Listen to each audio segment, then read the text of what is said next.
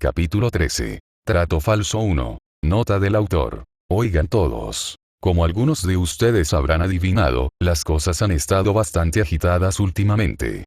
Entre el despido, la falla de mi computadora y la búsqueda de un nuevo trabajo, tuve que reevaluar un poco mis prioridades. Dicho esto, en los pocos momentos de paz que pueda tener, estaré escribiendo, así que aunque no puedo prometer actualizaciones periódicas, al menos puedo publicar algo. Dicho esto, debido a la muerte de mi disco duro y la pérdida de mis notas originales, algunos de mis ficciones más antiguas serán descontinuadas y otras reiniciadas. Si te gustaría adoptar uno de los destinados a la papelera de reciclaje, contáctame para hacérmelo saber y lo mencionaré en mi página. Por ahora, pongamos este espectáculo en marcha. Vida falsa 13. Revelaciones. Xenovia IV no era más que dedicada. De hecho, ya fuera su fe en el único Dios verdadero o sus habilidades con la espada, había pocos que pudieran competir con el gran nivel de devoción que ella dedicaba a sus deberes. ¿Y cómo podría ser menos, habiendo sido criada desde su nacimiento para ser una espada de la Iglesia, confiada para empuñar no una, sino dos de sus armas más sagradas contra los paganos y demonios que amenazaban la santidad de la cristiandad?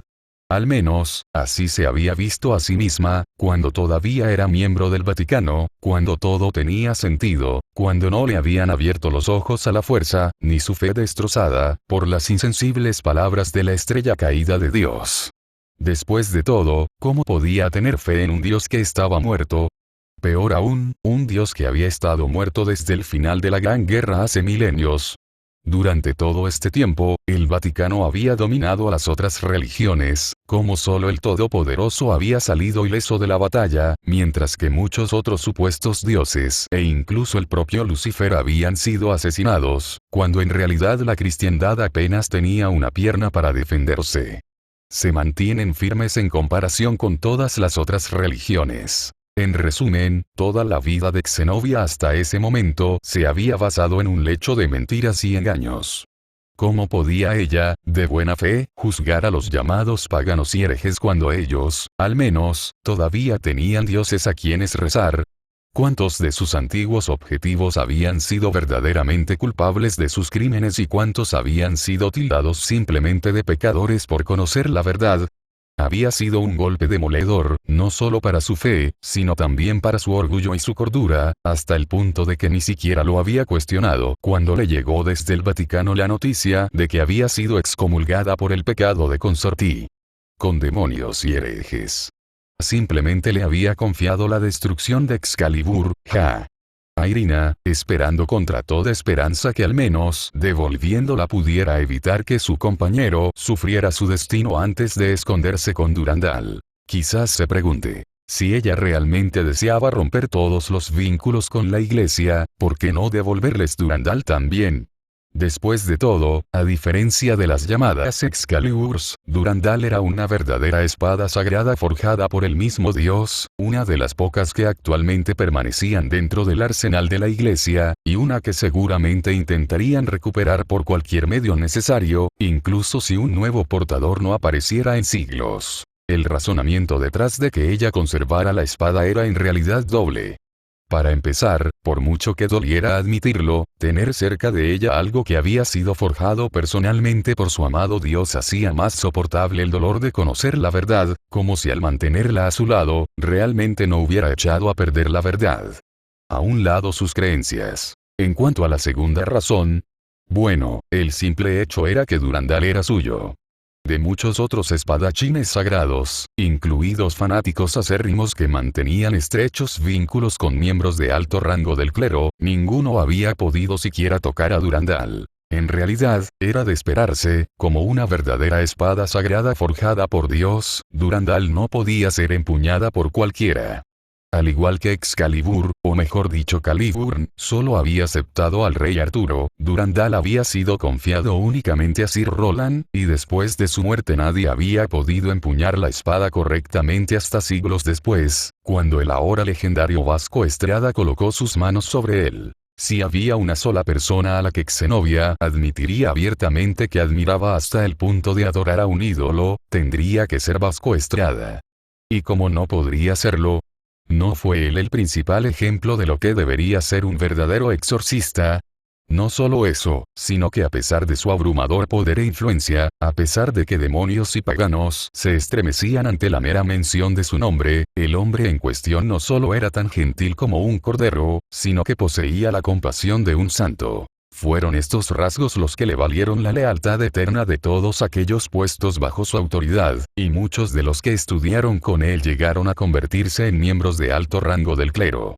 Desafortunadamente, a pesar de todos sus rasgos santos, al final del día el padre Estrada no era más que un simple mortal, y como todos los mortales no podía deshacerse de los grilletes de la vejez, y así fue que, a pesar de numerosas súplicas para que reconsiderara, se vio obligado a renunciar a la espada cuando se hizo evidente que sus habilidades habían comenzado a decaer. Aunque siguió siendo un miembro valioso del clero, llegando incluso al puesto de cardenal, su ausencia del servicio activo y la negativa de Durandal a reconocer a otro portador habían sido un duro golpe para las fuerzas exorcistas. ¿Y realmente podrías culparlos por estar tan abatidos? Después de todo, ¿quién en su sano juicio creía honestamente que podía dar un paso al frente con el legado del hombre aclamado a puerta cerrada como el puño de Dios? Ahora que Zenobia lo pensaba, el retiro del servicio activo del cardenal Estrada probablemente había sido uno de los muchos factores que llevaron a que se diera luz verde al proyecto de la espada sagrada de Valper Galilei.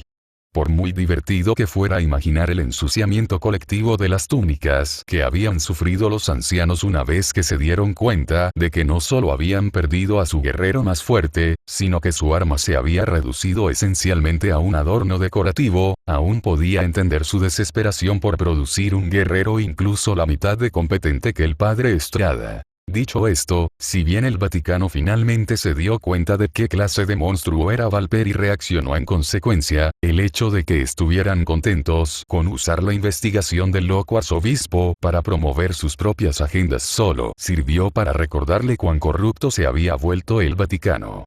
Y al final, ¿qué les había aportado la investigación? Incluso con Lord Michael supervisando la extracción e implantación del elemento sagrado en los candidatos, ninguno de sus acólitos fue considerado lo suficientemente digno para empuñar una de las pocas espadas sagradas verdaderas que quedaban. Y entonces Zenobia había alcanzado la mayoría de edad. Como muchos exorcistas potenciales de la generación actual, Zenobia había sido una de los muchos huérfanos confiados al Vaticano que se consideraba capaz de pasar por las pruebas necesarias para convertirse en una espada de la Iglesia.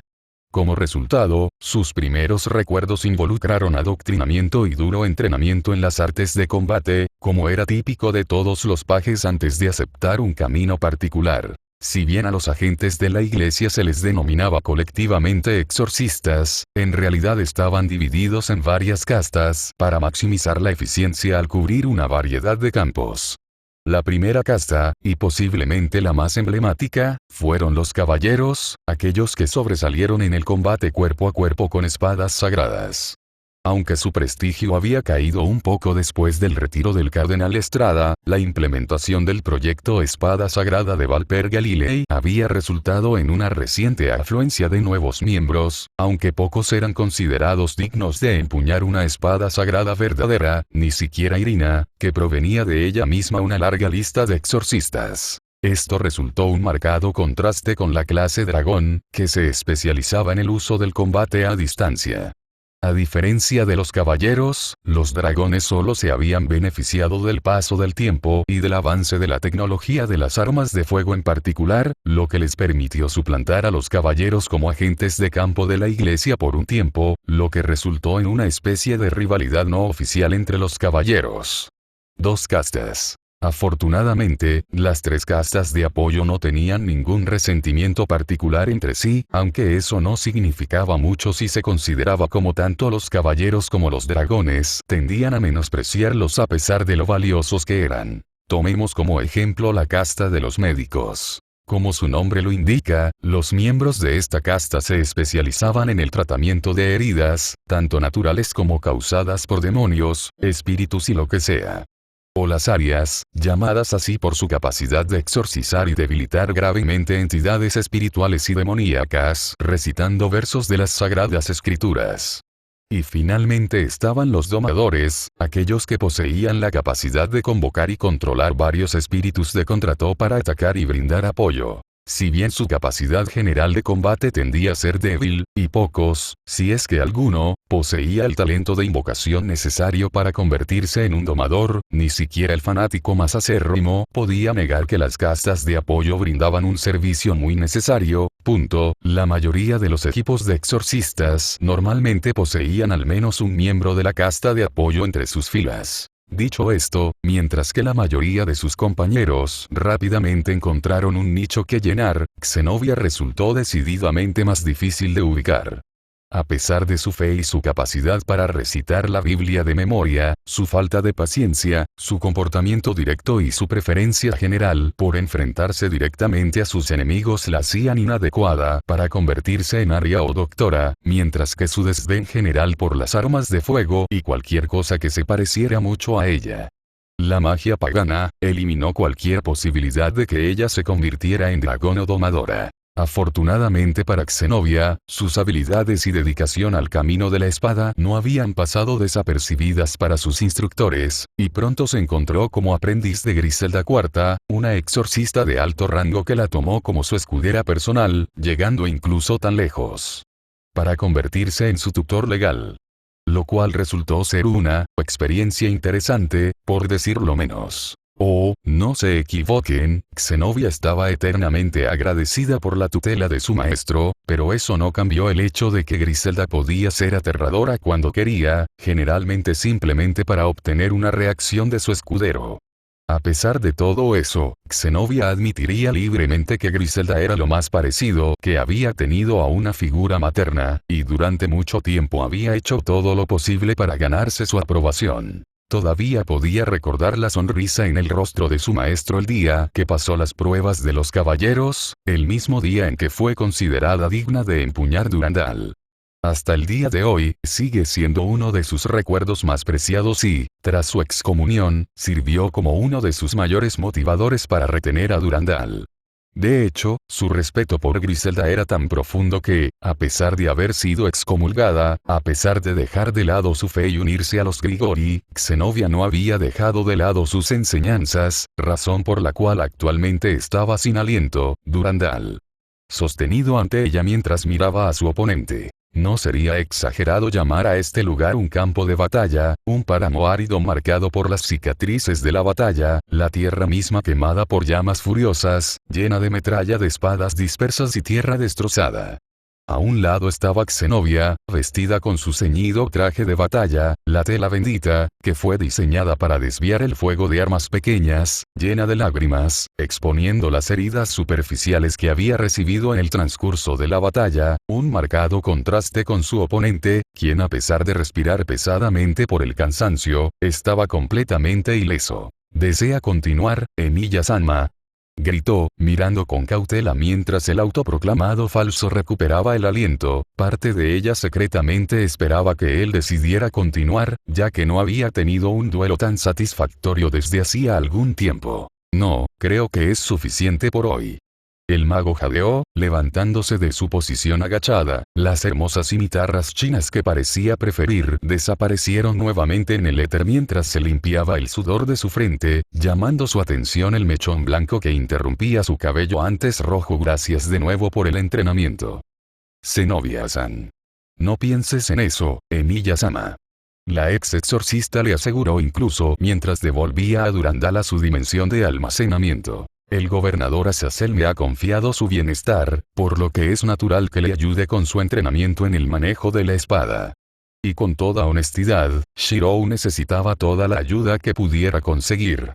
Si bien sus habilidades de combate y su estilo de lucha eran ciertamente impresionantes para su edad, especialmente teniendo en cuenta sus afirmaciones de no haber recibido ningún entrenamiento formal fuera del tiro con arco básico, significaba poco si se enfrentaba a un oponente que simplemente podía abrumarlo con pura fuerza o velocidad, que eran el pan y la mantequilla de los demonios que eligieron participar en un combate cuerpo a cuerpo. Aún así, no puedo creer que Azazel tuviera algo como esto configurado, reflexionó Shirou, mirando a su alrededor. A primera vista, uno sería perdonado por creer que estaban parados en medio de un desierto rocoso lleno de árboles muertos bajo un cielo rojo y nublado. Estéril, es decir, salvo por la ornamentada puerta plateada que se encontraba visiblemente justo en el centro de la tierra cubierta de rocas. Una puerta que Shirou sabía con certeza conducía al sótano de la mansión de Azazel en Kuo. Realmente tiene mucho tiempo libre. Supuestamente sacó la idea de un anime. ¿Lo digo bien? Reflexionó Zenobia, inclinando su cabeza hacia un lado confundida. Independientemente de sus orígenes, no puedo criticar su diseño. Tener un lugar adecuado para practicar la habilidad es verdaderamente un regalo del cielo. Zenobia-san. Shirou parpadeó, mirando al ex exorcista con preocupación mientras ella se callaba con una mueca de dolor, solo para fruncir el ceño mientras desviaba sus ojos de los suyos. ¿Estás seguro de que estás bien? Sí, no, Zenobia suspiró, sacudiendo la cabeza con frustración. Honestamente no lo sé, Emiya-sama. Físicamente estoy bien, y mentalmente me he decidido a dejar mi pasado atrás. Colocó una mano sobre su corazón. Es solo que luché tan duro para defender mis creencias, sacrifiqué todo para defender las doctrinas de la iglesia. Cerró los ojos con una mueca. A pesar de haber aprendido la verdad, una parte de mí simplemente no puede dejar de lado esas creencias que una vez acaricié. Shirou no dijo nada. El mago de tercera categoría miró a la ex exorcista con preocupación, entendiendo muy bien el dilema que ella enfrentaba, ya que era uno que él mismo había enfrentado no hace mucho. Si bien sus situaciones eran diferentes, Zenobia había dejado de lado sus ideales después de ser traicionada, como alguien que había dejado de lado sus ideales solo para ser traicionado. Emiya Shirou era muy posiblemente la única persona con la que el ex exorcista podía identificarse. Zenobia-san, ¿todavía crees en Dios? Preguntó, solo para patearse mentalmente por su franqueza, cuando la chica se giró para mirarlo. Lo que quise decir fue, ¿todavía crees en sus enseñanzas? Explicó. No me refiero a lo que fuiste entrenado para hacer como exorcista, sino a si todavía crees o no en las enseñanzas transmitidas por Dios antes de su fallecimiento. Pero por supuesto. Zenobia exclamó, como si se sintiera insultada por tener que preguntar. Aunque la iglesia puede haberlas torcido para satisfacer sus propios fines, las enseñanzas que él transmitió no son incorrectas. Entonces, ¿por qué debería importar si está vivo o muerto? Presionó Shirou, rascándose la mejilla con torpeza ante su mirada de sorpresa. Probablemente no soy la mejor persona para decir esto, dada mi postura de las deidades en general, pero creo que tu Dios estaría más que contento de que la gente todavía siga sus enseñanzas incluso después de su muerte. Él sonrió débilmente. Creo que, después de todo, le parecería preferible que ser olvidado por todos. Ya fueran dioses o héroes, la historia había demostrado desde hacía mucho tiempo que lo peor que le puede pasar a una persona después de su muerte es ser olvidado.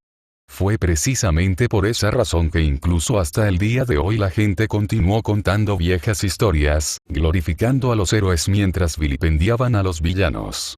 Aunque la era de los dioses había pasado hacía mucho tiempo en su propio mundo, nunca serían olvidados mientras la gente siguiera recordando los papeles que habían desempeñado en innumerables leyendas. Incluso si sería mejor olvidar a algunos dioses, reflexionó, frunciendo el ceño ante el recuerdo del grial negro formado por Servante Avenger y maldiciendo a los Ainsburn por su estupidez por enésima vez. Emiya-sama, susurró Zenobia, atrayendo la atención del farsante hacia la exorcista convertida en doncella de batalla, solo para quedarse boquiabierto ante la sonrisa llorosa que adornaba sus rasgos. Tienes razón, por supuesto. Ella estuvo de acuerdo, su sonrisa nunca cambió incluso mientras se limpiaba las lágrimas de los ojos. Aunque el Señor ya no está, sus enseñanzas permanecen con los fieles. Puso una mano sobre su corazón. Y mientras la gente realmente se adhiera a estas enseñanzas, nunca lo perderemos del todo. Ella le sonrió agradecida. Gracias por recordarme eso, de verdad, eres más sabio que tus años. Puedo pensar en varias personas que dirían lo contrario, respondió Shirou con una risa débil, una gota de sudor corriendo por su mejilla mientras recordaba los innumerables sermones que había recibido de las diversas mujeres en su vida. Si realmente quieres para agradecerme, luego deja el Sanma, ¿vale? Mis amigos me llaman Shirou. Muy bien, entonces Shirou-sa, Shirou. Concedió Zenobia, sonriendo agradecida a la pelirroja. Sí, debo admitir que suena bien hacerlo. Pero solo daré mi consentimiento si me llamas por mi propio nombre. ¿Seguro, supongo? Shirou tartamudeó, honestamente sorprendido por lo cerca que la sonrisa del ex exorcista le recordaba la de Saber, cuando los dos habían jurado ayudarse mutuamente. Vamos a limpiarnos para que pueda comenzar con la cena. Azazel dijo que quería algo. ¿En particular? No que yo recuerde, no. Zenobia admitió encogiéndose de hombros mientras salían por la puerta, sosteniendo su barbilla mientras pensaba en su última conversación con el gobernador general de Grigori. De hecho, creo que dijo que estaría ocupado entreteniendo a un invitado. La encantadora suite de Azazel. Ese fue un gran estornudo, de Bill Kun. Yo diría bendito seas, pero estoy bastante seguro de que no sería muy bien recibido. Estarías en lo cierto en eso. Issei se rió entre dientes, limpiándose la nariz con el dorso de la mano antes de volver a centrar su atención en la pantalla. Decir que las cosas estaban mejorando para Youdo Issei sería quedarse corto. Durante mucho tiempo, el autoproclamado rey del harem se había visto obligado a aceptar que lo más cerca que estaría de un tía real sin tener que recurrir a las montañas literales de pornografía que guardaba en su habitación normalmente implicaría recibir una paliza de él por colegialas enojadas. Sin embargo, después de su muerte y resurgimiento como peón de Rías Gremory a principios de ese año, las perspectivas de la adolescente parecían estar perpetuamente en aumento, especialmente después del debut estelar que había hecho, arruinando su fiesta de compromiso para rescatarla de las garras de ese yakitori bastardo Riser Phoenix. Desde entonces, y la posterior decisión de Rías de mudarse a su casa junto con Asia, el peón pervertido ni siquiera había mirado una revista de hueco grabado o un video sucio. Después de todo, ¿qué necesidad tenía de gastar su dinero en imágenes estáticas cuando tenía OPA y de la vida real rebotando las 24 horas del día, los 7 días de la semana? Como resultado de esto, su pobre billetera, generalmente vacía el día de la asignación, estaba prácticamente a punto de estallar debido al exceso de fondos que había acumulado, o al menos lo habría hecho si no se hubiera visto obligado a pagar por cierto par de comida de exorcistas debido a la astucia de cierto maldito guapo suicida. Quiero decir, en serio, ¿de dónde diablos sale tratando de actuar así de bien? Murmuró, mirando fijamente la pantalla con la lengua entre los dientes, inclinando torpemente su controlador Famicom en un intento de hacer que su auto girara más rápido. Ya es bastante malo que se robó totalmente el espectáculo, pero luego va y casi se mata solo para desaparecer ante nosotros. Durante una semana. Resopló amargamente. En serio, ¿por qué se mantiene discreto mientras lidiamos con las consecuencias? Eso era poner las cosas probables. Dejando de lado el drama político original que vino con el robo original de las espadas y la participación de Kokabiel, la semana pasada había visto tanto a su maestro como a Sona Kaichoro en correspondencia casi constante con representantes tanto del cielo como del infierno. En el caso del primero, si bien estaban agradecidos de que la situación se hubiera resuelto con una pérdida mínima de vidas humanas, el hecho de que todas las Excaliburs, salvo la destrucción de Zenobia, la bendición de los ortodoxos romanos y el gobernante desaparecido, hubieran sido destruidas no había sido suficiente. Eso no le valió exactamente a la facción Kuo ningún favor con la iglesia. Para empeorar las cosas, Zenobia había desaparecido con Durandal después de la batalla con Kokabiel, aunque no sin antes confiarle Excalibur destrucción a una Irina confundida y con el corazón roto en lo que Rías dedujo que era un noble intento de disminuir el castigo que probablemente le esperaba a la amiga de la infancia de Issei. Regresó al Vaticano. Por otra parte, Issei no podía culpar a Zenobia por huir como lo había hecho ella. Teniendo en cuenta el campo minado político con el que la nobleza Gremory y Citri estaban lidiando actualmente luego de su exposición a las oscuras verdades detrás de no uno, ni dos, sino tres de los secretos mejor guardados de su enemigo ancestral. Ahora bien, Issei nunca había sido particularmente piadoso mientras crecía, a menos que contara la codicia por Oppai, en cuyo caso probablemente era el mejor candidato para Papa, Buda o lo que sea, de cualquier religión perversa que se basara en eso, pero por lo poco que recordaba de Irina.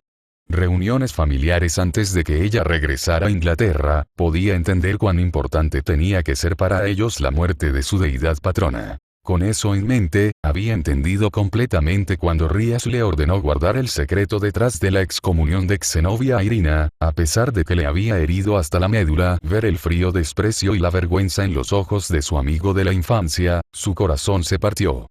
Al exorcista de la Coleta mientras la veía partir para devolver los restos destrozados de las Excaliburs al Vaticano, sola. Aunque su misión fue técnicamente un éxito, fue enteramente gracias a los esfuerzos de los nobles Gremori y Citri, los mismos demonios a los que a ella Xenovia se les había ordenado pedir cortésmente que se abstuvieran de involucrarse, en lugar de cualquier cosa que ella misma hiciera. Para empeorar las cosas, no solo había permitido que las espadas robadas fueran destruidas, sino que había perdido la suya y su compañero había huido, llevándose consigo una de las pocas espadas sagradas verdaderas que quedaban en el arsenal del Vaticano. Issei podría ser un pervertido, está bien, al diablo, posiblemente era uno de los individuos más pervertidos que han caminado sobre la tierra en la era actual, pero nada le dolía más que ver a una chica llorar o no poder ayudar a un amigo, así que ver a Irina caminar. Alejarse con la cabeza gacha por la vergüenza, incapaz de ofrecerle ni siquiera un abrazo o una palabra de aliento, había sido un doble golpe devastador que le dejó un sabor amargo en la boca. Afortunadamente para todos los involucrados, las cosas en el espectro infernal habían sido un poco más llevaderas, en parte debido al hecho de que los refuerzos enviados por el hermano mayor de Rías se habían encargado de toda la limpieza y las maniobras políticas, permitiendo así que los miembros del oculto club de investigación y consejo estudiantil para obtener el descanso que tanto necesita. Dicho esto, las cosas no eran exactamente un lecho de rosas, como lo demuestra el sermón que les dio la propia Greifiasan el día inmediatamente después de la batalla. Si bien Sir Sech no pudo, de buena fe, condenar a su querida hermana pequeña por sus acciones, y de hecho la había elogiado a ella y a Sona Kaichou por defenderse contra un oponente superior, el hecho de que las herederas no se hubieran puesto en contacto inmediatamente con sus hermanos mayores, al enterarse de eso Cocabiel estuvo involucrado por orgullo fuera de lugar que no les había ganado ningún punto con Lucifer. Al parecer, tampoco había hecho nada para mejorar el temperamento de Graifia, un hecho que la reina más fuerte dejó muy claro a pesar de no levantar nunca la voz durante todo el interrogatorio. Sir Sech-sama aparentemente había estado en medio de una reunión muy importante cuando le llegó la noticia sobre la situación en Quo y se habían necesitado los esfuerzos combinados de Graifia y Ajuka Belzebub para evitar que Lucifer disparara personalmente y en su lugar enviar refuerzos a respaldarlos. En resumen, si bien Rías y Sona se habían comportado bien dada la situación, el hecho era que su obstinado e infantil orgullo había hecho que todo el asunto fuera mucho más complicado de lo necesario. Si hubieran informado a sus respectivos hermanos, o al menos le hubieran avisado a Graifia desde el principio, Sir Sech podría haber formado un grupo de trabajo encubierto para ayudar a Irina y Xenovia desde detrás de escena mientras atraía a Cocabiel a la luz, poniendo así a la iglesia en deuda con ellos sin arriesgar las vidas de la población civil ni poner en peligro a sus propios nobles novatos e inexpertos. Tales acciones no eran propias de un rey, mucho menos de las respectivas herederas de la casa Gremori y la casa Citri. Como supervisores conjuntos de la ciudad de Quo, tanto Sona como Rías tenían el deber de respetar las leyes establecidas por los cuatro Satán, que incluían anteponer la seguridad general de la población humana a todo lo demás.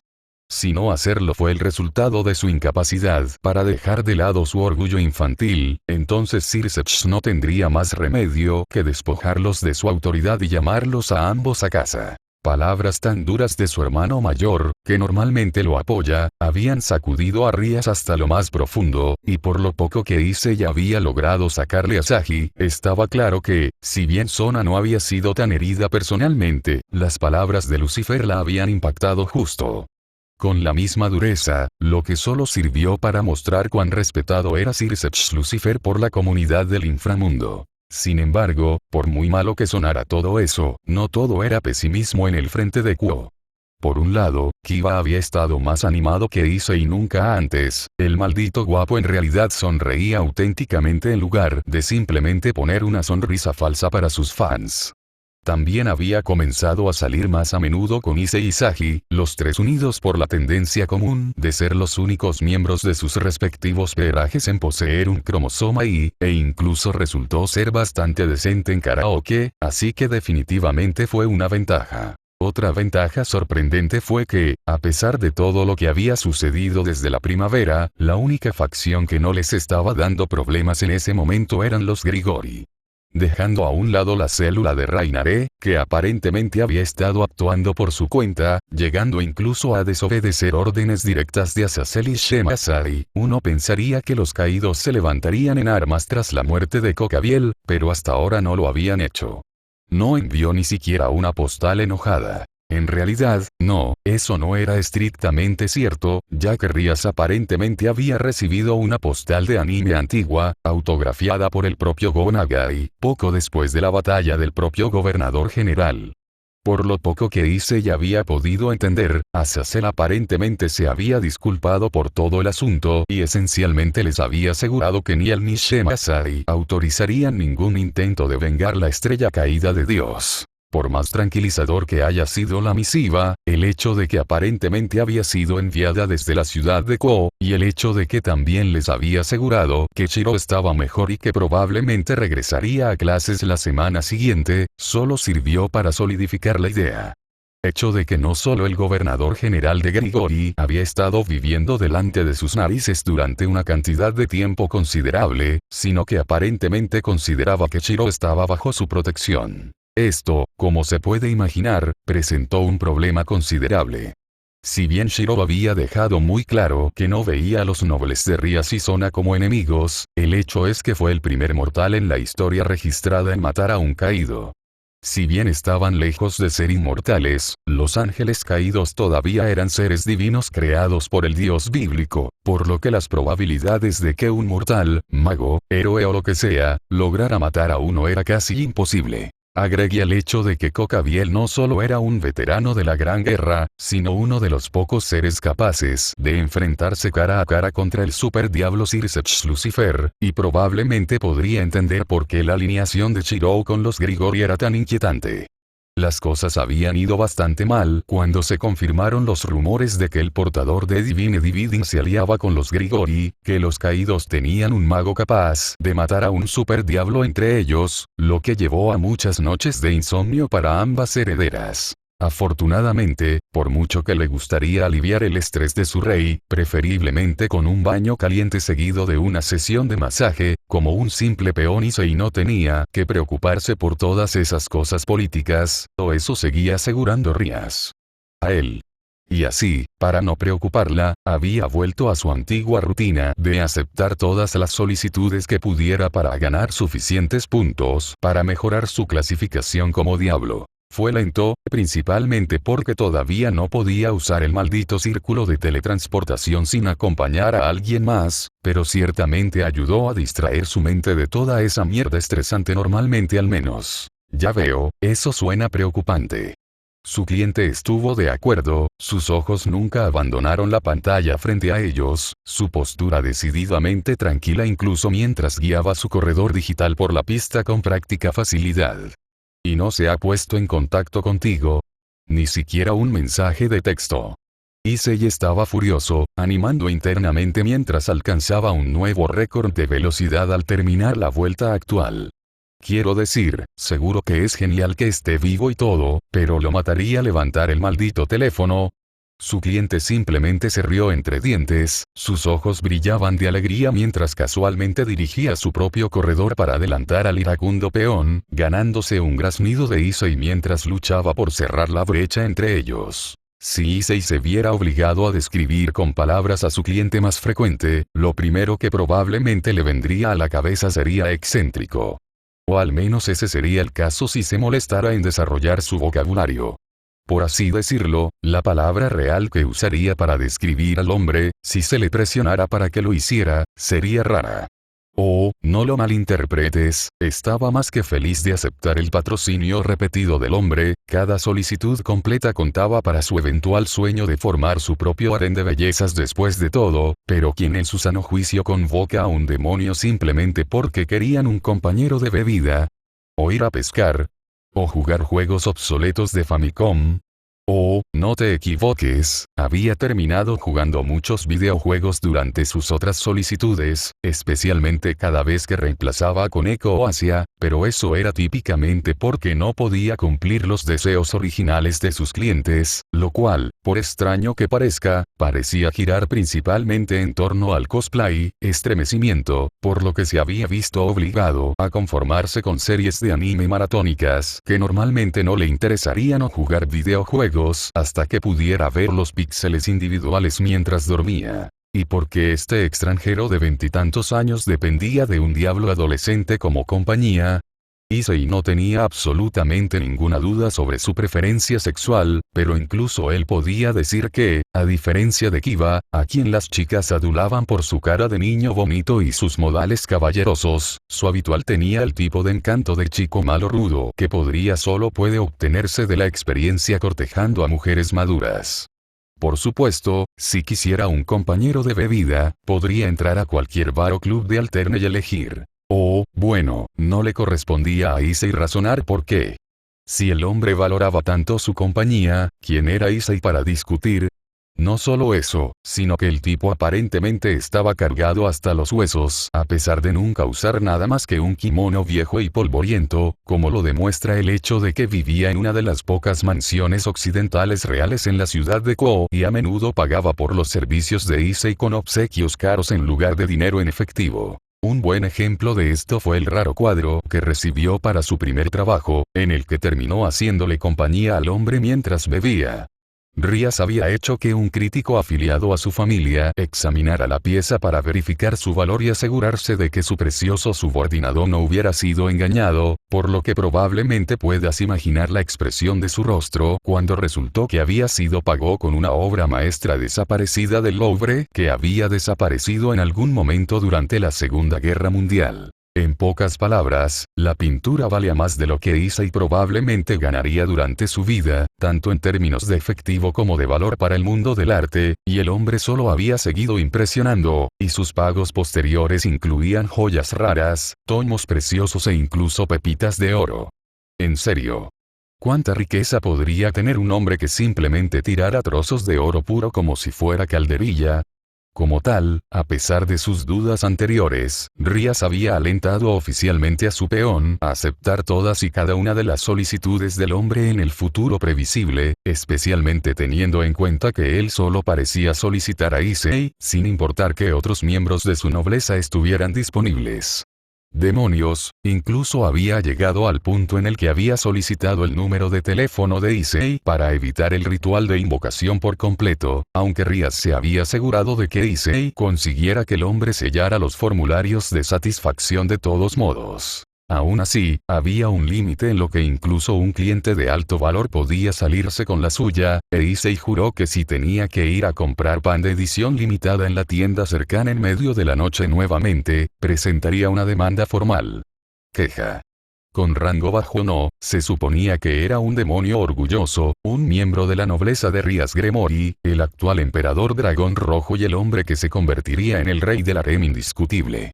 No un dios, oh. Maldito chico de los recados. Ya veo, parece que has pasado por un mal momento. Reflexionó su cliente, sonriendo enigmáticamente mientras su auto pasaba al de Issei a pesar de los intentos del peón de cortarle el paso. Bueno, eso solo significa que tenemos que recuperar el tiempo que perdimos, ¿verdad? ¿Lo entendiste? Issei sonrió y los dos compartieron una risa antes de volver a centrar su atención en la carrera en la pantalla. Aún así, no puedo creer que me hayas llamado para jugar videojuegos. ¿Qué puedo decir? Su cliente se rió entre dientes, sus ojos nunca abandonaron la pantalla incluso cuando de alguna manera logró manipular su carrito mientras se acariciaba la barba de chivo. Nuestro viaje a la sala de juegos en la última sesión realmente me enganchó. Diré, Issei dijo impasible, con un ojo recorriendo la multitud de consolas de juegos, tanto retro como de última generación, que ocupaban la mayor parte de la pared del fondo. Demonios, incluso había una computadora para juegos personalizada a un lado, la torre se alzaba sobre el resto de la habitación como un obelisco negro. No haces las cosas a medias, ¿verdad? ¿Qué puedo decir? Siempre he sido un ávido coleccionista. El anciano admitió con una sonrisa irónica. A decir verdad, tiendo a volverme un poco fanático cada vez que algo capta mi interés, en realidad es un mal hábito mío. Ahora que lo pienso, ¿no escuché algo así hace un tiempo? Se preguntó Issei, entrecerrando los ojos confundido mientras intentaba ubicar el recuerdo de quien estábamos hablando otra vez. Parece que ahora tengo la esencia de las cosas. Reflexionó su cliente, sacando el peón de sus pensamientos el tiempo suficiente para ver a su corredor pasar junto al hombre mayor. Si duermes, pierdes, Devil-kun. De ninguna manera. Issei gritó, los dedos del peón se volvieron literalmente borrosos mientras luchaba por recuperar el liderato, solo para caer derrotado mientras veía a su corredor cruzar la línea de meta segundos detrás de su oponente. Su incipiente orgullo por sus habilidades de juego se desplomaba cuando las palabras "estás perdido". Ardió en su mitad de la pantalla mi perfecta racha de victorias, sollozó, maldita sea, ¿cómo eres tan bueno para ser un principiante? No te lo tomes demasiado a pecho, Devil-kun. El hombre mayor se rió entre dientes, dándole palmaditas tranquilizadoras en la espalda al desanimado peón, su tono solo medio burlón, como era evidente por el brillo en sus ojos. No puedes ganarlos todos después de todo. Maldita sea. Exijo una revancha. Exclamó Issei, su orgullo como jugador desencadenado por lo que percibió como el tono condescendiente del hombre mayor. Con cliente o sin cliente, nadie menospreció al futuro rey del harem y se salió con la suya. Vamos. El mejor 2 de 3. Eres un verdadero mal perdedor, ¿no es así, Devil-kun? El hombre se rió entre dientes, claramente divertido por el celo del peón. Supongo que no debería sorprenderme, Vali era muy parecido cuando lo recogí, y Dios sabe que Shiro es demasiado terco para su propio bien la mitad del tiempo. Su sonrisa se desvaneció un poco, o más bien lo habría sabido, si hubiera vivido lo suficiente para conocerlo. Se ve tan triste, notó Issei, el peón Gremori mirando a su cliente con preocupación, su mente buscando algo que decir, solo para detenerse con un chirrido cuando las palabras del hombre mayor se registraron completamente en su cerebro. Espera, ¿qué hizo? ¿Dices ahora mismo?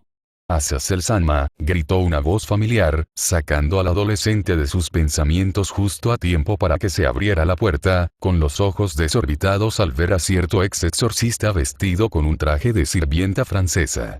Perdón por la intrusión, pero Shirou-sama me ha pedido que le informe que la cena está lista. Xenobia-san. Exclamó Issei, mirando boquiabierto a la expareja de Irina con incredulidad y más que un poco de aprobación, porque si bien no era tan revelador como su traje de batalla, incluso un pervertido como él podía apreciar el encanto de un uniforme de sirvienta. Buenas noches, Youdo Issei-san. La ex monja de batalla saludó cortésmente, inclinando la cabeza a modo de saludo con las manos entrelazadas ante ella antes de dirigir su atención a su cliente. ¿Se unirá a nosotros para cenar, Azazel-sama? Ya es tan tarde. Reflexionó su cliente, arremangándose una manga de su kimono solo para silbar en ese momento. No veo por qué no, ciertamente es bastante tarde y estoy seguro de que a Shirou no le importará tener otra boca que llenar. Sonrió el peón boquiabierto. ¿Qué dices, emperador dragón rojo? ¿Quieres unirte a nosotros para cenar? Tú quiero decir ella que... Issei tartamudeó, su cerebro, incapaz de procesar la gran cantidad de información que actualmente se vierte en él, se detuvo lentamente incluso cuando su cliente se puso de pie con una risa oscura. Oh, eso me recuerda que nunca me presenté, ¿verdad? Reflexionó, riendo entre dientes ante la mirada de alarma de los peones, que solo se intensificó cuando 12 alas de color negro azabache brotaron de su espalda, cada pluma individual como un abismo sin fondo que parecía atraer toda la luz a su alrededor. Mi nombre es Azazel, gobernador general de los Grigori. Él sonrió descaradamente. Sé que es mucho pedir, pero por favor asegúrate de vigilar a Shirou-kun en la escuela, ¿quieres? Nota del autor. Así que sí, no hay mucha acción en este capítulo, pero bueno, un comienzo lento es mejor que ningún comienzo. Como algunos de ustedes habrán notado, dejé referencias a otras series en esto como huevos de Pascua y para desarrollar algunas cosas. Referencia 1. Las castas exorcistas de Blue Exorcist. Los usé para desarrollar un poco la historia de fondo de Xenovia, aunque eso no significa necesariamente que los personajes de Blue Exorcist no aparezcan de alguna manera más adelante. Tal vez. Sin promesas. Referencia 2. El puño de Dios.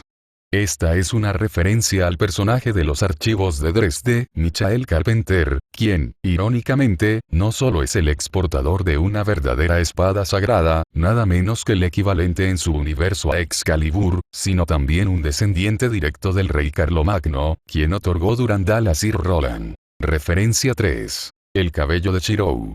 Esta es una referencia a su homólogo en Prisma Iria, el hermano mayor de Miyu. Si bien actualmente carece de manchas marrones en la piel, ahora tiene un mechón blanco en el cabello debido a la reacción del brazo de Archer. Referencia 4. Sala de entrenamiento del sótano de Urahara.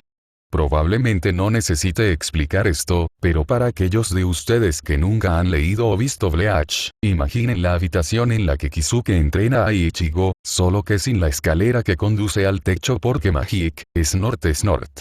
Como antes, déjame saber lo que piensas en una reseña.